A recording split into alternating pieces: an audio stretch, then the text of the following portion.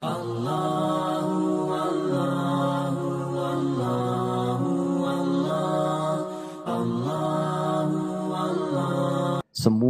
keadaan jiwa kita, hati kita, perasaan-perasaan kita sudah lebih dulu bahkan pernah dirasakan oleh Nabi Muhammad SAW. Kalau Anda pernah gelisah, Nabi dulu pernah gelisah. Kalau Anda bahagia, Nabi juga pernah bahagia. Kalau Anda merasakan kekhawatiran, Nabi dulu pernah khawatir.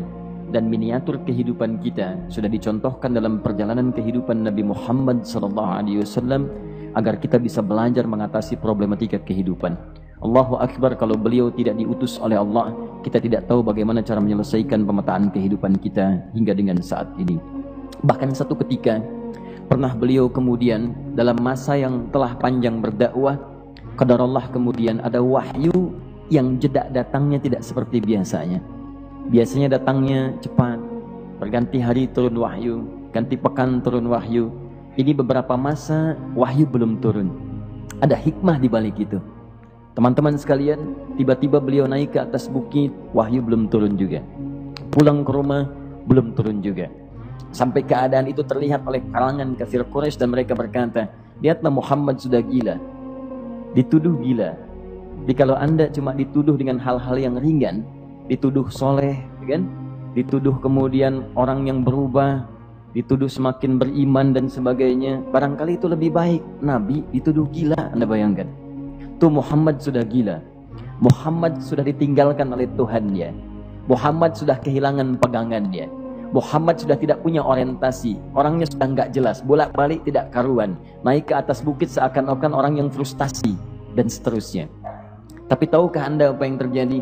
Setelah berbagai cacian, makian, tuduhan macam-macam diterima oleh Nabi SAW, lantas tibalah masanya Allah menurunkan satu surah, bahkan disandingkan dengan surah yang lainnya. Bersandinglah dua surah ini secara bersamaan turun, surah ke-93 dan surah ke-94-nya, terkait berkelindan memberikan satu harapan yang sangat panjang. Kata Allah, wadduha wal laili idza saja ma wadda'aka rabbuka wa ma qala walal akhiratu khairul laka minal ula walasawfa yu'tika rabbuka fatarda alam yajidka yatiman fa'awa wa wajadaka dhallan fahada wa wajadaka 'ailan fa'aghna fa ammal yatima fala taqhar wa ammas sa'ila fala tanhar wa amma bi ni'mati rabbika fahaddits. Ya Muhammad, saya bersumpah dengan waktu duha. Kalau kita baca dengan ilmu balaghahnya, itu bukan sekedar sumpah mengilustrasikan waktu duha. Karena di ilmu balaghah itu nanti ada 3 turunan ilmu. Ada disebut ilmu ma'ani, ilmu mencari kata-kata sehingga ungkapannya sesuai untuk disampaikan. Mana kata-kata yang tepat untuk disampaikan dalam konteks yang ingin dibicarakan. Itu ma'ani namanya. Kemudian setelahnya ada ilmu bayan, bagaimana mengemas kosakata yang bagus ini sehingga bisa disampaikan dengan jelas, orang tidak bingung menerimanya, paham maksudnya. Kemudian setelah itu kadang-kadang jelas kalimatnya, tapi kedengarannya tidak indah. Woi, rapatkan, woi, apa belum paham juga? Rapatkan saf. Memang jelas, tapi nggak ngenakin. Maka bagaimana caranya disampaikan dengan jelas, tapi hati kita terasa nyaman, memuji. Terasanya nyaman diserahkan kepada Allah, tapi ada kebahagiaan, disampaikan tidak terasa tergurui, diperintahkan serasanya diberikan jalan untuk mendapatkan kebaikan. Maka yang ketiga disebut dengan ilmu badi' namanya. Ilmu menghiasi kalimat yang disampaikan sehingga terasa dengan nikmat. Turunannya nanti ada majaz namanya. Mengambil sebuah kalimatnya untuk diposisikan pada kalimat yang nyaman disebut dengan kinayah turunannya. Maka teman-teman, kata Allah, wadduha, diterjemahkan demi waktu duha, bukan sekedar waktu duha. Karena duha itu ada cahaya yang indah, dirasakannya enak. Antum keluar waktu duha kan enak tuh, berjemur, kata orang Sunda moyan gitu kan, datang, bahkan sampai dianalisis ada vitamin D-nya bisa terasakan. Ya, kemudian setelah itu ada kenikmatan, enak suasananya, seakan-akan dunia milik sendiri, yang lain numpang. Wah, nyaman keluar itu. Baik, jadi wadduha itu ingin bersumpah mengilustrasikan waktu kenyamanan yang pernah dilalui. Kalau dalam bahasa tafsir yang luasnya, saya bersumpah Muhammad, demi segala kenikmatan yang pernah engkau rasakan dalam hidupmu, seperti engkau merasakan cahaya duha itu. Engkau pernah senang, saya bersumpah dengan kesenanganmu. Engkau pernah tenang, saya bersumpah dengan ketenanganmu. Engkau pernah nyaman, saya bersumpah dengan kenyamanan yang pernah engkau rasakan. Wal-laili idza saja. Dan aku pun bersumpah demi gelapnya malam. Demikian terjemahannya. Bukan sekedar gelapnya malam, saja itu sesuatu yang pekat. Ya, ini belakang kelihatan agak gelap nih. Untuk memberikan proyek, kesini aja Pak, saya cuma ngasih contoh ini. Contoh. Saya bukan mengeluh, bukan, ingin memberi contoh. Ya, contoh pada ilustrasi yang mau saya sampaikan. Nggak apa-apa, biarkan saja. Saya mau contoh kasih kata saja. Ya, ini belakang agak gelap untuk memproyeksikan cahaya ke sini. Tapi yang mau saya sampaikan, kalau gelapnya begitu pekat, semua cahaya ini nggak ada. Cahaya nggak ada nih, sama sekali tidak kelihatan. Saya mau tanya pada Anda, beraktivitasnya mudah atau sulit? Mudah nggak menemukan sendal Anda di luar? Belum tentu. Menemukan jalan keluar pun belum tentu mudah. Anda mesti meraba-raba jalan. Anda mesti kemudian melihat sesuatu dengan pandangan mata hati Anda. Raba, dan sebagainya. Sampai menemukan jalan, itu pun belum tentu benar. Itulah yang disebut dengan gelapnya malam saja pekat. Kadang-kadang ada orang yang menghadapi satu kesulitan yang pekat, suasananya siang, cuman karena masalahnya begitu pekat, seakan-akan membuat diri dia gelap. Jalan susah, limbung gitu. Kenapa gelap ya? Padahal terang. Karena masalah menggelimuti dirinya, seakan-akan dia diselimuti masalah yang gelap. Bimbang dia, makan gak enak, minum gak nyaman, dan seterusnya. Ya, biasanya makan ayam tenang, ini dikasih yang lebih enak juga rasanya pahit, gak enak zamannya. Maka kalau kita ilustrasikan dalam suasana tadi Muhammad, saya bersumpah, engkau pernah hidup nyaman, ataupun engkau mengalami masalah yang sangat pekat dalam kehidupan. Engkau alami sesuatu yang dahsyat, sampai engkau bingung, bimbang, pekat, mereka menuduhmu dengan macam-macam. Ma wadda'aka rabbuka wa ma qala. Saya pastikan kepadamu, dalam keadaan nyamanmu seperti dulu, ataupun engkau bimbang seperti sekarang, Tuhanmu tidak akan pernah meninggalkanmu ataupun menuduhmu gila. Orang-orang yang dekat dengan Allah subhanahu wa ta'ala, maka Allah akan menjaganya, baik dalam keadaan yang tenang dan nyaman, ataupun dalam kesulitan yang luar biasa. Walal akhiratu khairul laka minal ula. Nanti saya akan tunjukkan kepadamu, jika kamu telah tabah dan sabar menerima cacian mereka, menerima tuduhan mereka, nggak apa-apa, ini kan muqaddimah. Masa kamu masih panjang. Kamu masih panjang dalam berdakwah, kehidupan kamu masih panjang membawa tugas dan misi. Kalau kamu belum bersabar pada yang sekarang, bagaimana dengan yang di masa depan? Tapi saya pastikan kepadamu, jangankan yang seperti ini, masalah pekat yang paling hebat pun kamu akan hadapi, yang membuat kamu sedemikian sulit lebih daripada ini, yakinkan pada jiwamu, aku tidak akan pernah meninggalkanmu. Ini prinsip dalam kehidupan kita. Jika Anda menggantungkan hidup kepada Allah, Anda bersandar dengan baik kepada Allah, maka ayat ini akan mengatakan, teman-teman sekalian, Allah tidak akan pernah meninggalkan Anda dalam setiap kehidupan Anda. Nanti, sekarang perjuangan, kata Allah, walal akhiratu khairul laka minal ula. Nanti saat kamu tiba di akhirat, saya akan tunjukkan kepadamu ada yang lebih hebat yang tidak pernah engkau rasakan sebelumnya saat di bumi. Tidak akan ada lagi kesulitan yang kamu hadapi. Tidak akan ada lagi cacian yang kamu kemudian hadapi. Tidak ada lagi kemudian tuduhan yang kemudian kamu rasakan. Aku akan berikan apapun yang kamu inginkan sampai kamu puas. Wala sawfa yu'tika rabbuka fatarda. Nanti kamu pengen apapun, aku berikan. Kalau saufa masih ada jeda, ya. Kalau bahasanya wa yu'tika mungkin seketika. Tapi ketika mengatakan saufa, artinya bukan saat ini Muhammad. Sekarang pun aku berikan, tapi nanti yang di akhirat aku berikan sampai kamu merasa puas. Ayo minta apa saja. Hadir, hadir, hadir, hadir. Tapi yang paling indah, kalau kamu tidak percaya, alam yajidka yatiman fa'awa. Cobalah ingat, kalau sekarang sedang susah, coba ingat dulu. Bukankah saat kamu yatim, aku yang merawat sampai kamu tidak merasakan kegelisahan itu? Lahir bapak tidak ada, aku cukupkan dengan kakek. Kakek meninggal, aku hadirkan ibu dan paman hadir di sekitaranmu. Ibu meninggal, ada kakek. Kakek meninggal, ada paman. Dan Khadijah hadir di sekitaranmu. Bukankah aku rawat pada saat itu? Wajadaka dhallan fahada. Kamu sedang bingung, sedang susah, bukankah sering aku berikan petunjuk kepadamu? Wajadaka ailan fa'aghna. Kamu merasakan kesulitan, lahir dalam keadaan yatim, tidak ada pendukung, maka aku jadikan kaya. Bukankah saat kamu menikah dengan Khadijah, aku tambahkan lagi pendukung untuk misi dakwahmu? Ini pesan dalam Al-Quran. Kalau Anda sedang merasa susah, kalau ingin menenangkan diri, ingat-ingat yang baik-baik yang dulu. Kalau Anda sedang jatuh dalam bisnis, ingat-ingat saat Anda meningkat dalam bisnis Anda.